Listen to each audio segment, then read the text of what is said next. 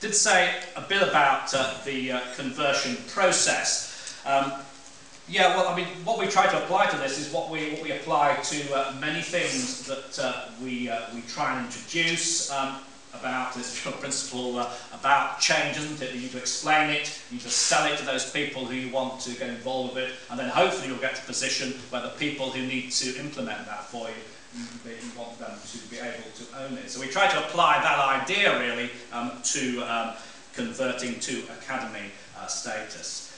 As I said, it's been a long-standing view in the school community, and our staff and parents are well aware of this, that autonomy and independence is something to be valued. So it was already in the culture that this was probably a good thing to go for.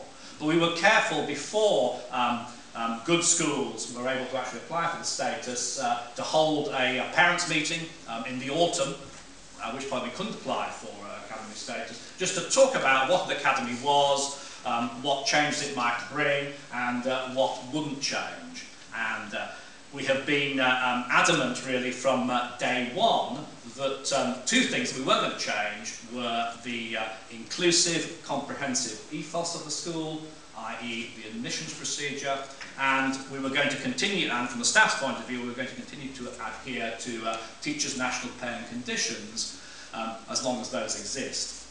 I noticed David Bell didn't say anything about that.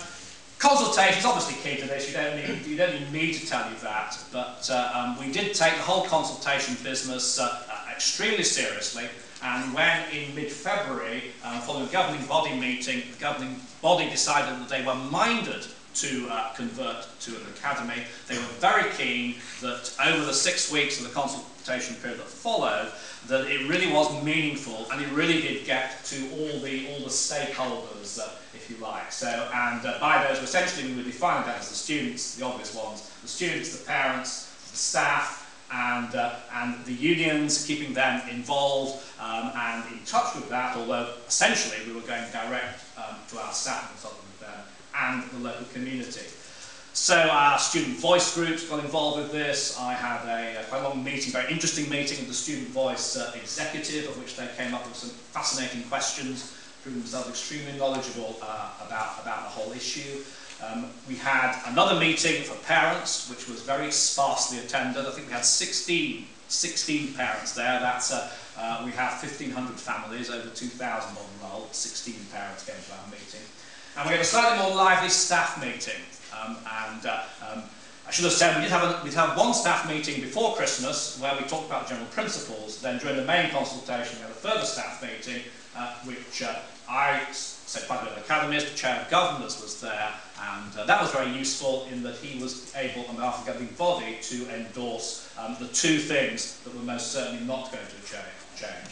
Admissions policy, the comprehensive ethos, and the teachers' pay and conditions. Following that, 28th of March, we had a governors' meeting, got all the feedback in, governors took a final decision, and once that happened, we were determined to go for it as quickly as we could, because as far as our calculations could show, and sorry if this sounds a bit self-serving and grasping, but we reckon it was costing us £60,000 a month at that stage. We were going to do it not to be an academy. So we tried to hit the accelerator and go as quickly as possible, and we actually became an academy on June the 1st, which we were quite pleased with that. So it was just April and May.